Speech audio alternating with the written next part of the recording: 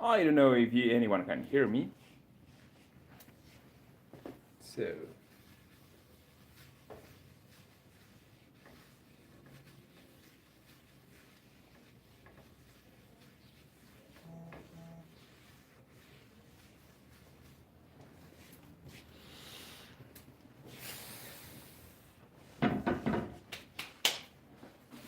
let's begin with some bacon.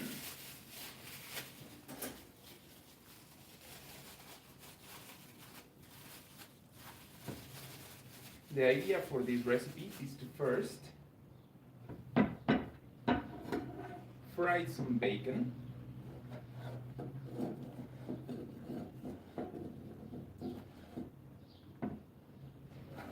This should be enough so that we can add some flavor to the rest of the vegetables that we will be cooking. Yeah. So here goes. So some long bacon strip. There it is.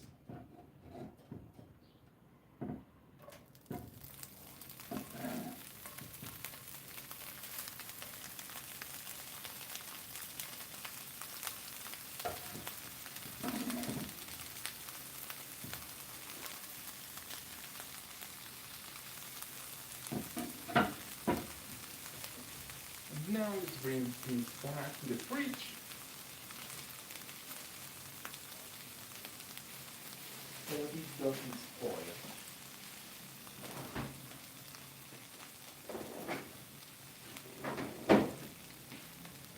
Nice.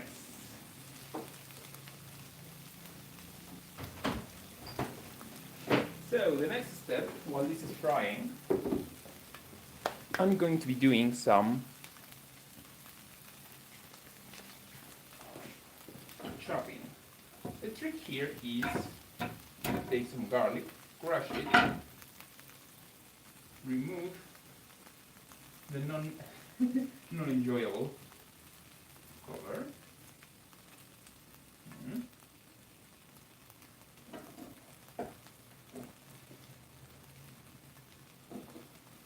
And finally chop some garlic.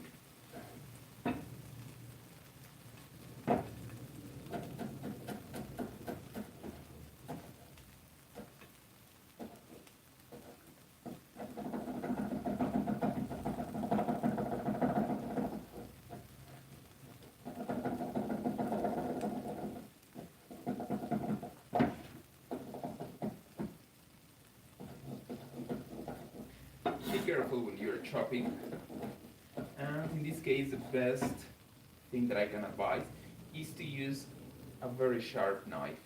A well-treated knife is a safe knife. One that is not well polished and sharpened can become dangerous, because you might want to get some thin cut, it may fail, and in turn you may hurt yourself. Your finger might be too near to the edge, and that could be dangerous. So that's why take care of your knives. They are your tools. Next, some onion.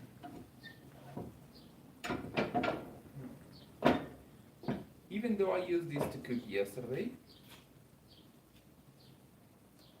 the top layer got a bit crunchy, so I don't want to use it anymore.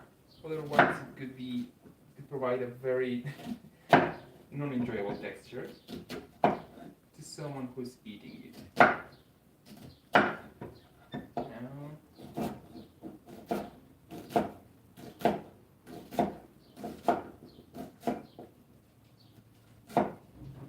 Oh, I see the problem. I didn't turn on my stove. Nice.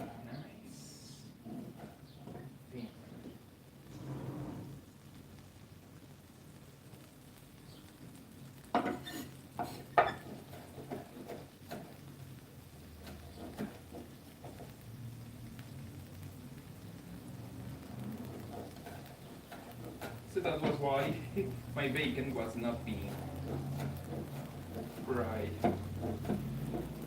Remember, kids, always turn on the stove before cooking.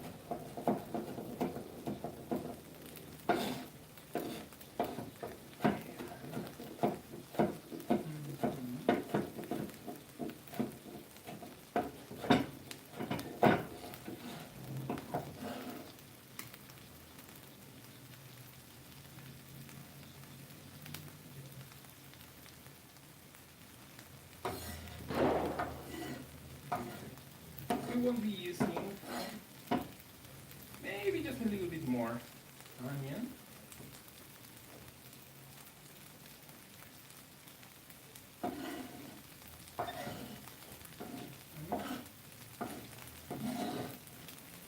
The point here is to use the grease from the bacon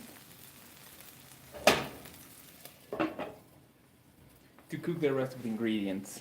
This way it will have more flavor. Oh, hello to those who just joined. Now, I'll start by cutting my next onion. These are some white onions. They have a good amount of sugar in them. That's why when they start to cook at a low temperature, they will caramelize. But it's not that easy, and it's easy to screw this part of the recipe. So in this case, I will just cook it until it becomes transparent.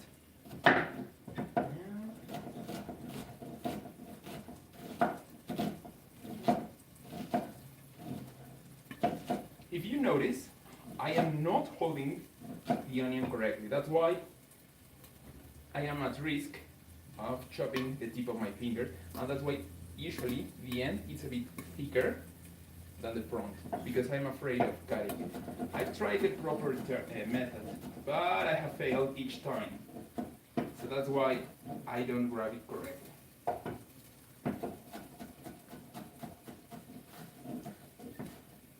And here we go, it's looking nice. It requires some extra chopping, but it is worth it. As long as I don't risk cutting a finger, this technique works. Now, these are the onions. As an extra ingredient, I will use some cheese. Cheese is probably my favorite ingredient, and in this case I will be using some very young cheese. Let me show you. This cheese is called panela. It is similar to feta, but it has fewer grams of fat per grams of protein. So here it is. It is very young, it is very white. It has about 2 weeks since it was made, meaning that it is not as old as other cheese varieties, like a manchego, which usually has between 3 and 10 months of age. And now I'll cut it in small chunks. The point of this is to be added within the frittata, but even though right now it tastes great, I really like it. It is like a cottage cheese, but a little bit with an extra body and a softer flavor. I really enjoy this kind of cheese. But if you are to cook it, the flavor changes a lot, and it gives a very similar flavor to that of cheese chicharron, but without the extra fat. And the extra fat this time is going to come from the bacon. So I am not being redundant and adding too much fat. Actually, this bacon is being cooked without extra oil. So we're only using the oil that it includes. Yeah, that's good enough. And just half this. Good.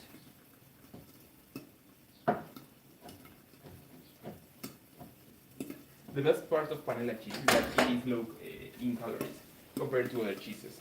Unfortunately, it won't melt.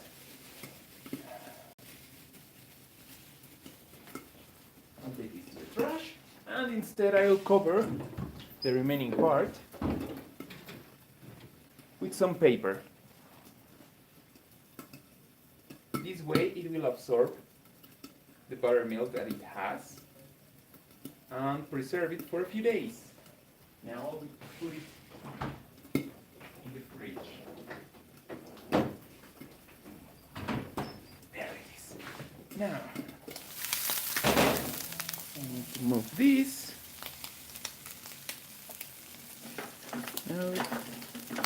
No, I can't find my favorite spatula. Oh, here it is. Ready. Now, don't worry if some stuck to the bottom.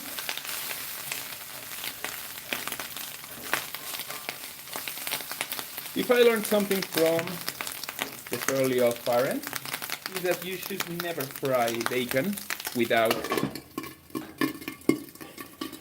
wearing something. Otherwise, I would have already shouted in pain a few seconds ago. Now, first, I'll add the cheese.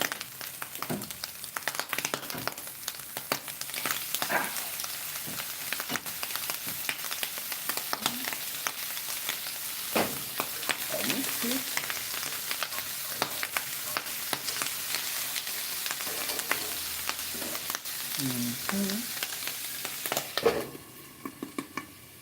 Yeah. You know what? I'll add some extra garlic.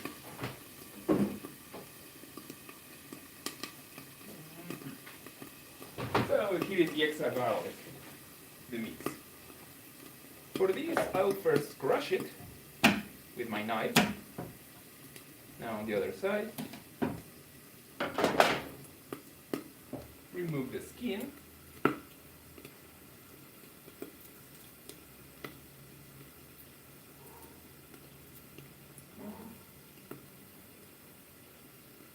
The hard part at the top. And oh, here it is. Yeah, no more skin. And now I'll chop it.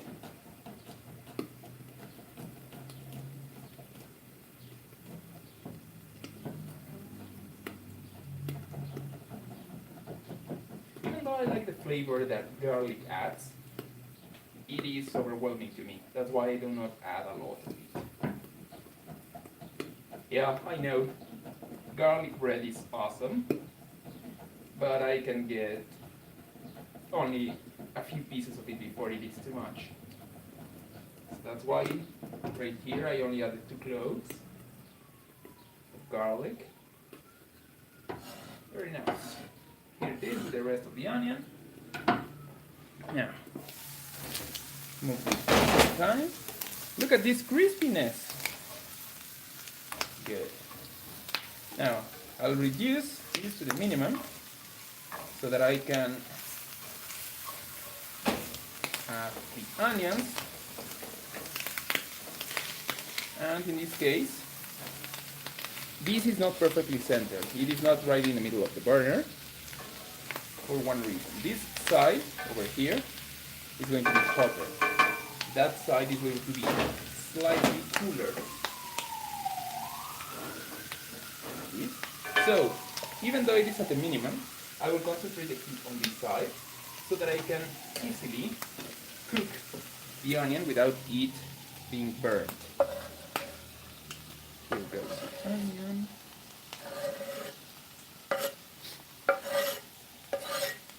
Nice.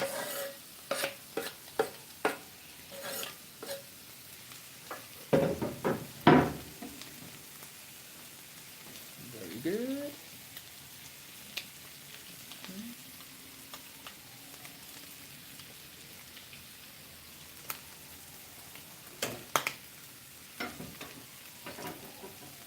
I'll cover this so that it cooks.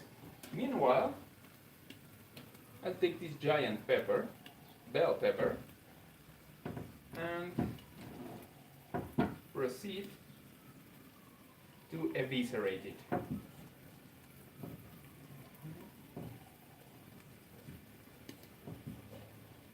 This is how I personally prefer to eviscerate it, to avoid spreading all the seeds. There it goes. Look, only a few seeds got here. Put this in the trash. Nice. Then I'll continue with the evisceration.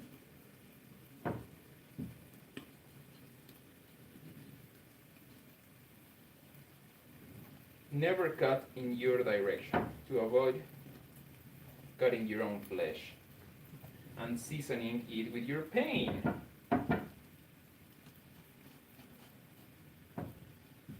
It is usually said that cooking requires blood, sweat, and tears, but those can seriously affect the flavor. Did you know that the chemical composition of your tears depends on the reason why you're crying? Not necessarily if it is because of something dumb or something very sad, but tears that are the product of sadness tend to have a different chemical composition of those that are from a joyful emotion. So those tend to contain a little bit extra, was it glucose? I forgot the name of the chemical composition. The chemical compound in tears. Next, I personally prefer this to be chopped in small chunks. So for this reason, I first cut it in lines.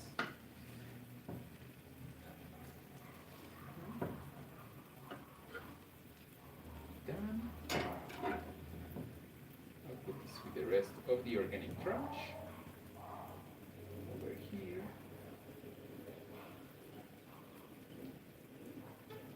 Nice.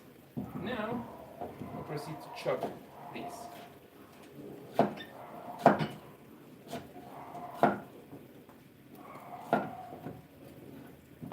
Good.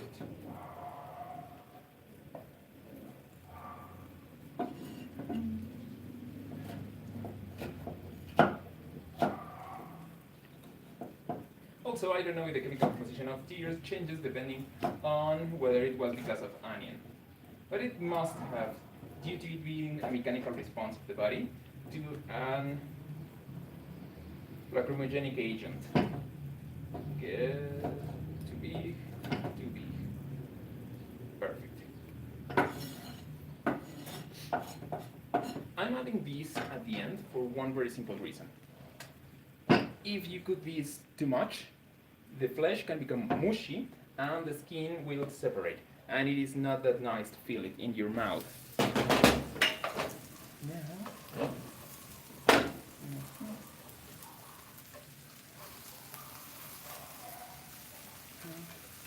onions contain a bunch of liquid. That's why you can use them to clean the bottom of the pan.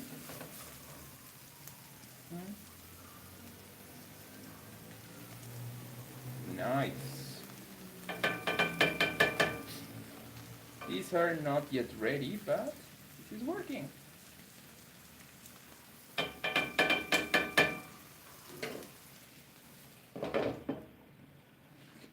Once these have cooked a little bit more, I'll proceed to add the bell peppers. Now, I'll put them aside. Hey, get over here.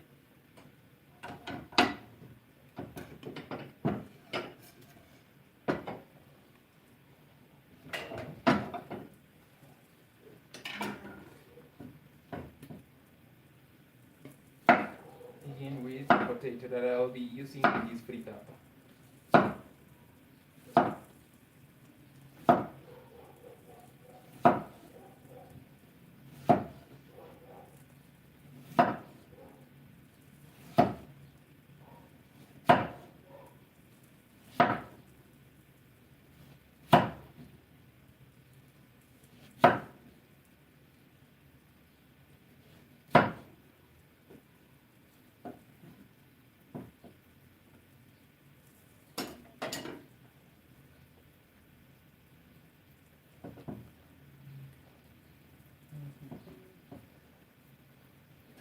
Let me check this part. Yes, I'll have to clean this side of the potato. This is getting a little bit dark. Potatoes are part of the Solanaceae family. This means that they are slightly toxic And you can see it in their sprouts and when it gets a little bit dark.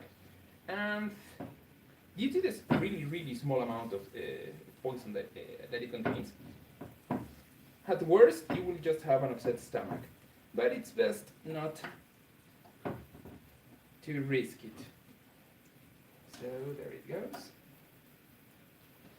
And for this, I'll cook them on a separate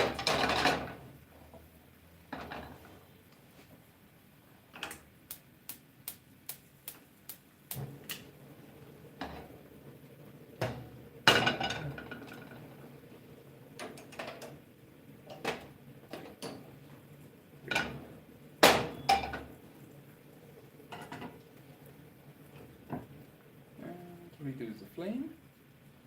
I'll add some butter.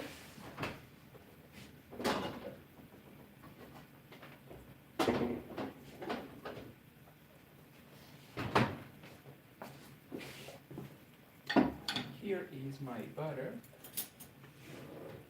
And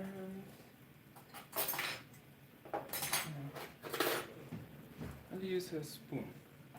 I'll heat the spoon a little bit.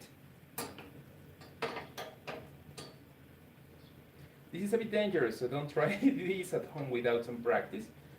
I'm heating this a little bit up so that it will get into the batter an easier way, like this. Good.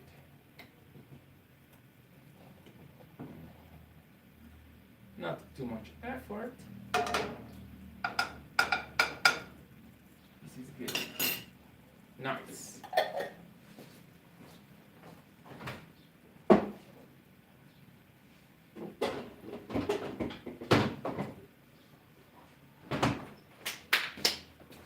Good. Now, let's check. Oh, very nice, Ana Karen. And I actually really enjoying this part. I actually added too much butter.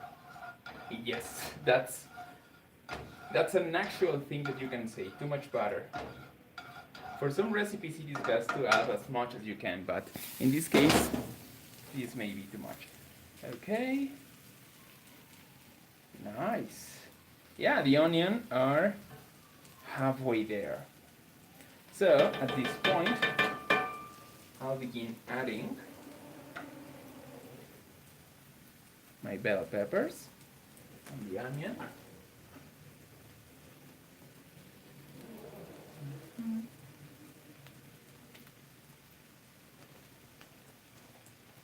There they go. And now the mix of cheese, bacon,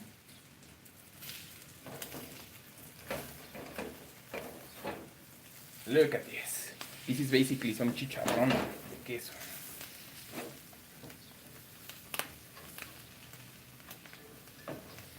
Don't worry, I'll cut this before adding it. But the flavor this will add is amazing. Now I'll recenter it again so that the heat spreads evenly instead of just focusing it on the side of the meaty ingredients. And now that we have added the bell peppers, the water amount in this pan will be enough to keep them protected from overcooking. Now, I'll increase the heat in this other pan at the maximum setting, and I'll keep it for about a minute. In this case, I am not using regular butter, but ghee.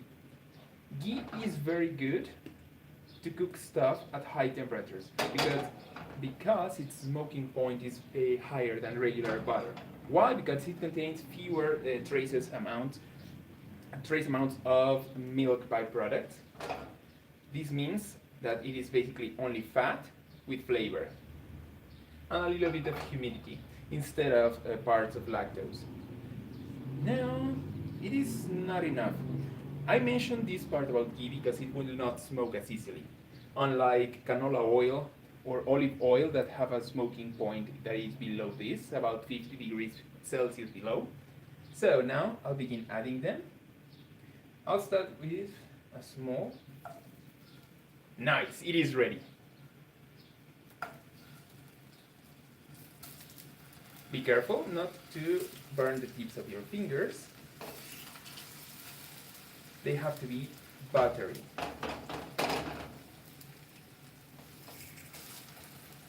Very good.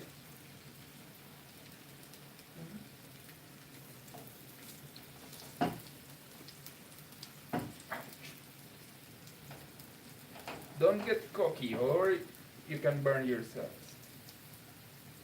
Like I just did. And this will be on the second batch. Now, for a good frittata, we require eggs. Hello, Jose Carlos Jaro. Oh, these are actually going to be some very good price. Unfortunately, not like those of McDonald's, but they will taste nice. Why I say that this will not be as good as McDonald's? Because I am basically taking a raw potato with skin, and in Spanish, the word for this is sofriendo, which is not a deep fry, basically just quick and pass through fire. And to make some good McDonald's-like fries, you actually have to first freeze them. You cook them, freeze them, unfreeze them, and then thaw them and deep fry them. In this case, they will be very nice. I actually like this. You can use this to make a dish with some fish, batter, and mustard. It tastes really nice. Okay. Now, I forgot to add some pepper here.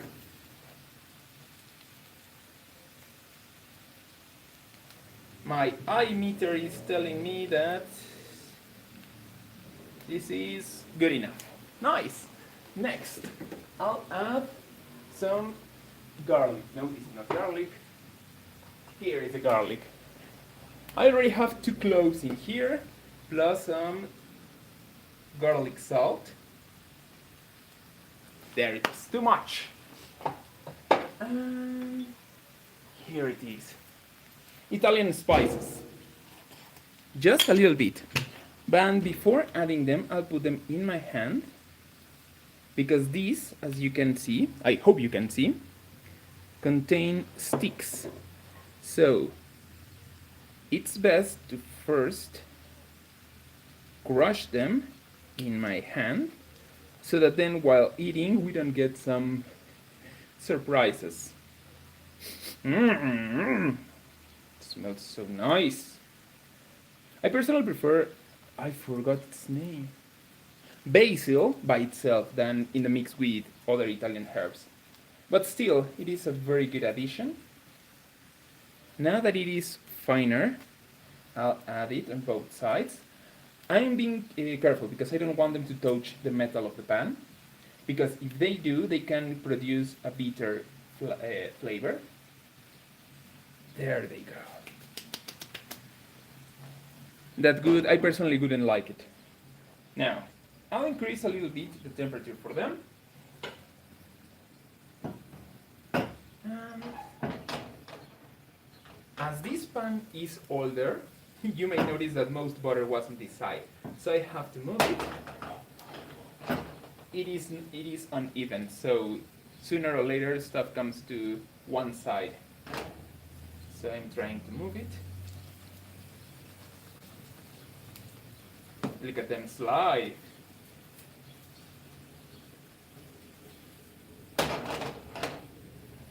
Good enough. Now I need more light in here. And let's proceed with the eggs. Hi, Christian. I don't know if you're still here, but hi anyway. Now,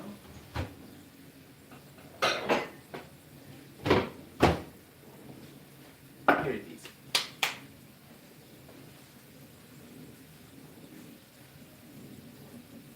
I'll start first with 5 eggs.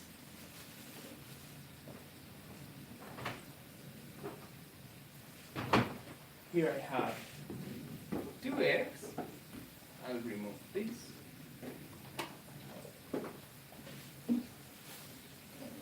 Here are the 3 additional eggs. Nice.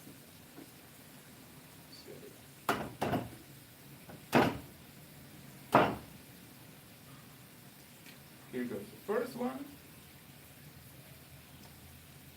In previous streams I tried to show off and I was actually able to crack them with one hand, but it's too much risk and I don't like the results when I have failed at doing them. So that's why I use both hands.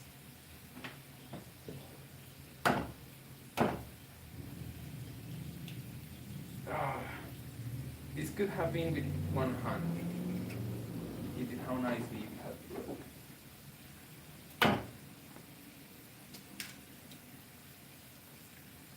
broken.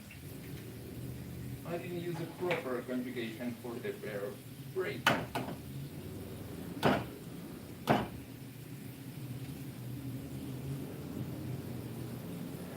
Yes. Let me take these to the trash because I don't like the smell of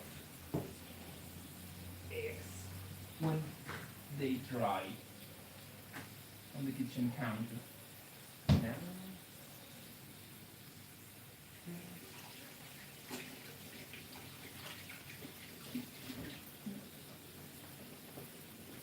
next, here it is. I have to add some milk.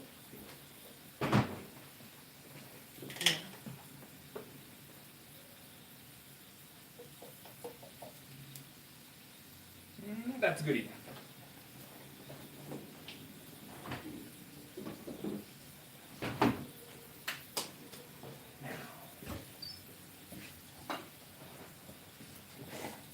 This is some flavor enhancer.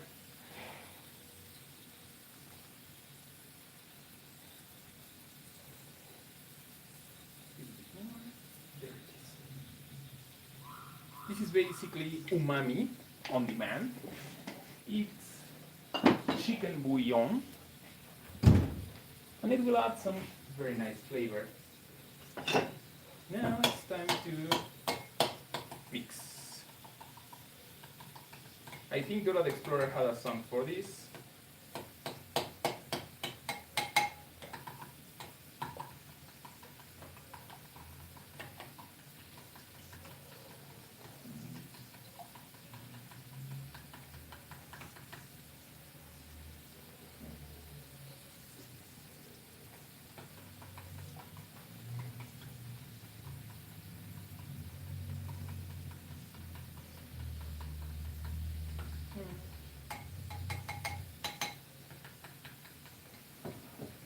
Good so far.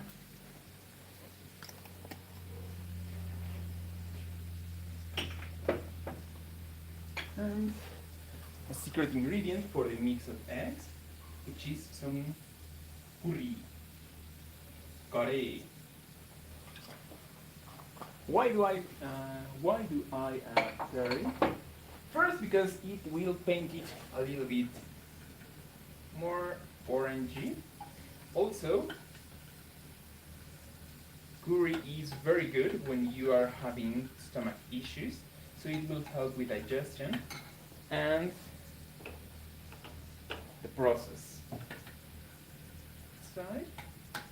So at least, even because we are using bacon, it can cause your stomach to get a little bit upset, and that won't be very nice. So adding some curry will help to counter that. Now,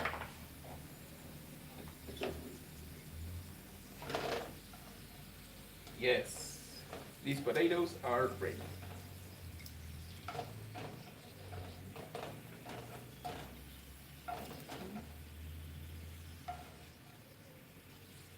Look at this color.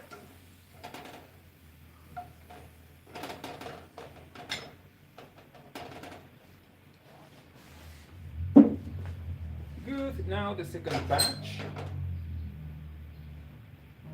of potatoes. That's 1, 2, 3, 4, and 5. Don't you feel like you are in Sesame Street? Now, I need a bucket.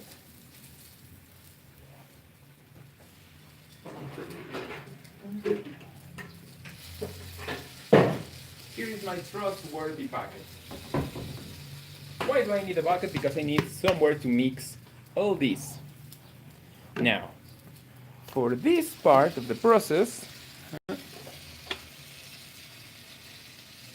here are my original ingredients.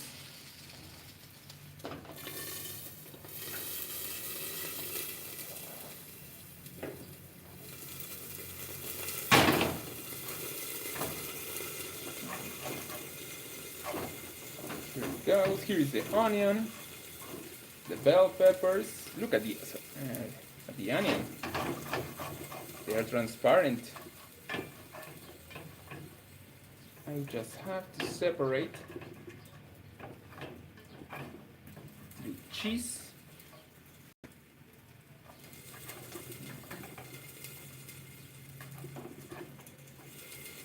There it goes.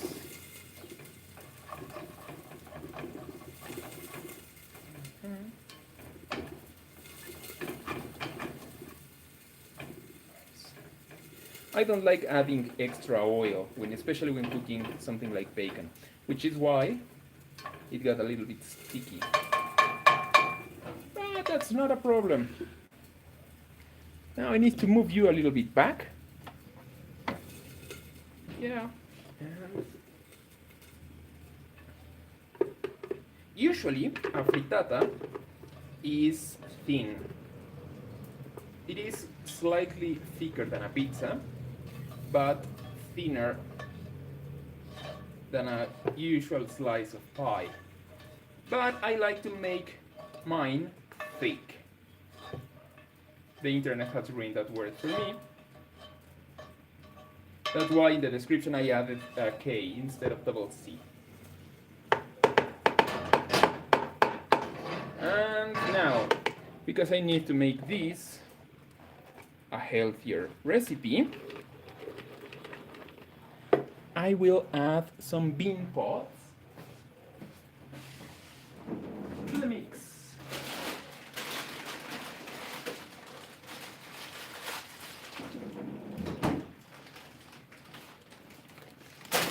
Here we go. These are bean pods, and they are nice.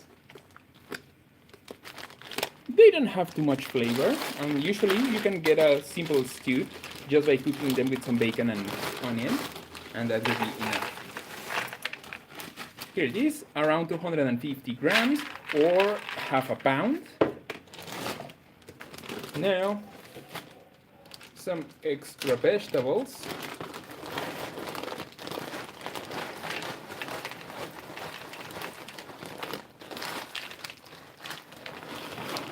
Enough of them.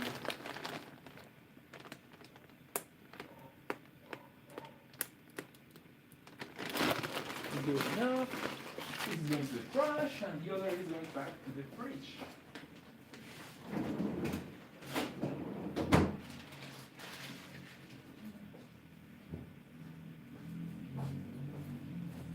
Next, how are my potatoes doing? They still smell uncooked. So, I begin mixing.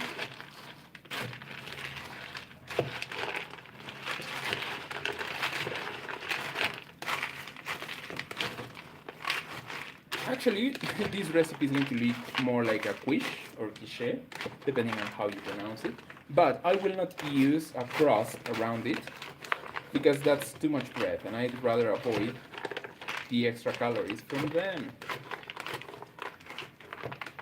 Okay. Nah, good enough. Now, for my next step, I will bread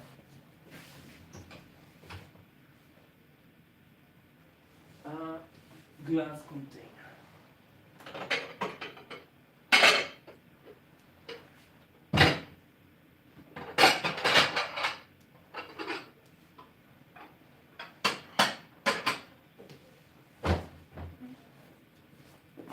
Here is my glass container. Whew.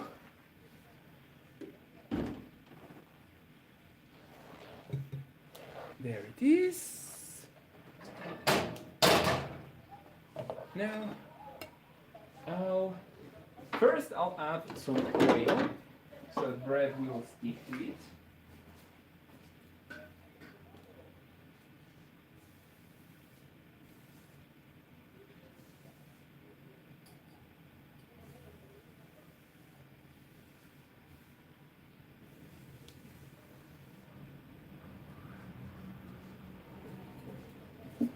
Done.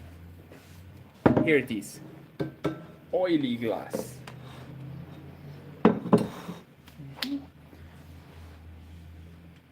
Here is my bread.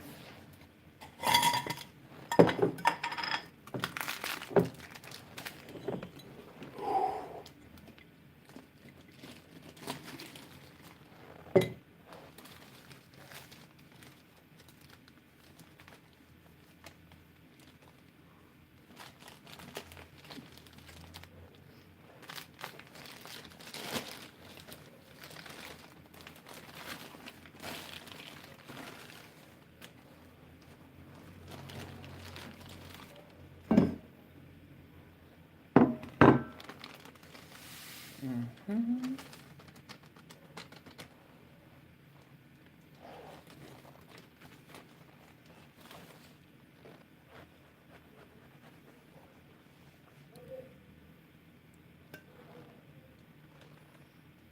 Good.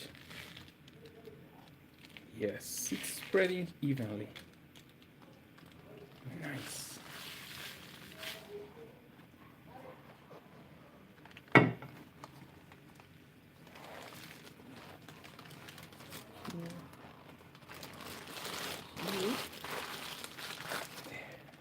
There it is. It's now looking good. Evenly spread the bread.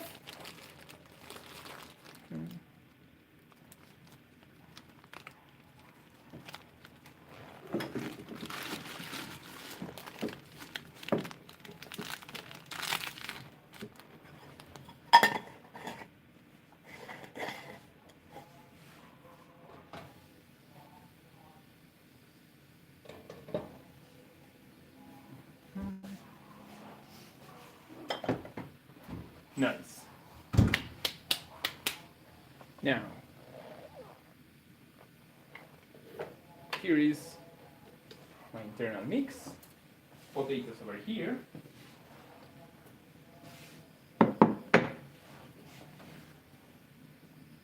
Let's check how the rest of the potatoes here are. Yeah. Perfect. Off you go. My potatoes.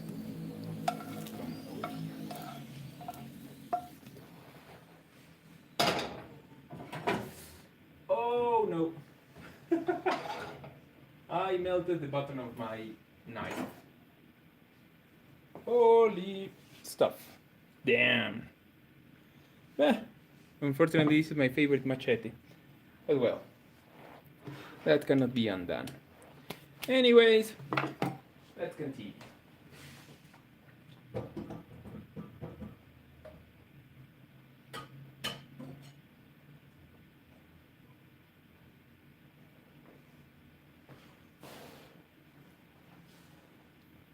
There goes my favorite knife. Well, I'll begin by adding a bottom of potatoes,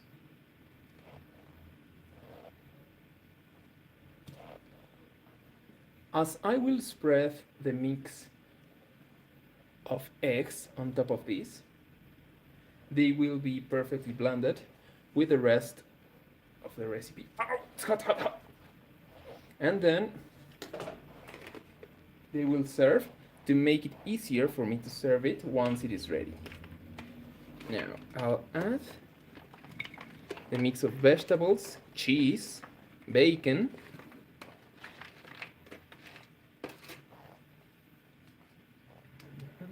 bell peppers, onions and garlic.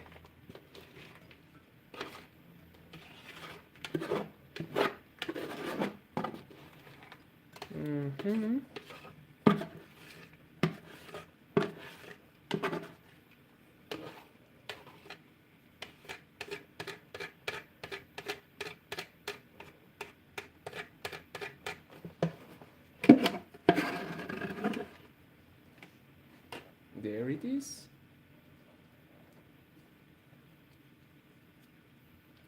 It doesn't have to be too packed, otherwise the mix of eggs and milk won't permeate through all the pieces.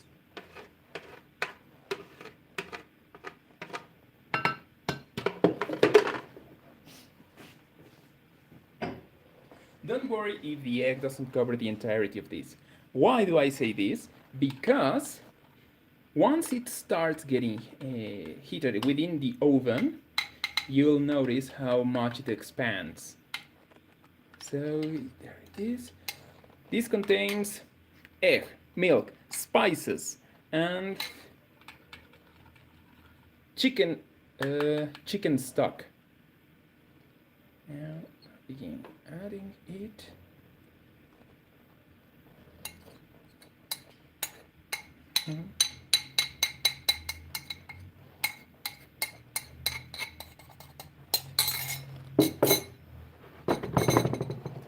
Now hit it against the counter softly so that it spreads correctly. Now I'll add some Parmesan cheese on top.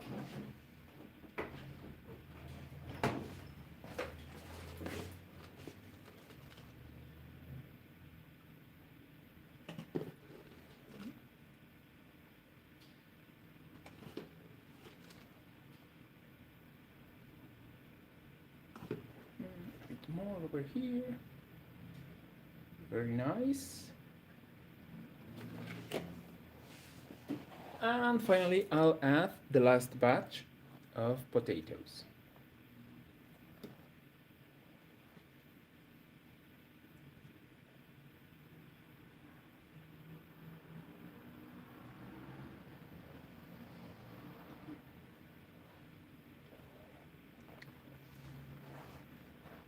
Nice! I didn't preheat my oven. But that's no problem. I can start by turning it on right now.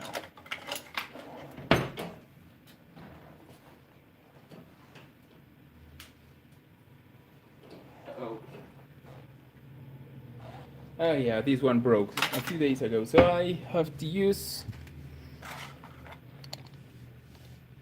Here it goes. I'll have to use matches, like as if I were in the 19,000s. Sorry, 1900s.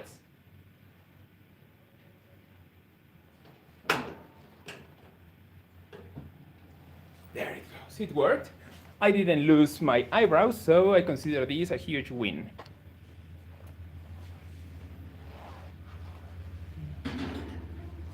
And this will cook at around 200 degrees Celsius for about 80 minutes. So I'll come back and check in 1 hour.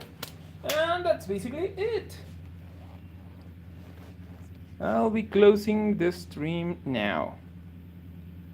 How do I close the stream?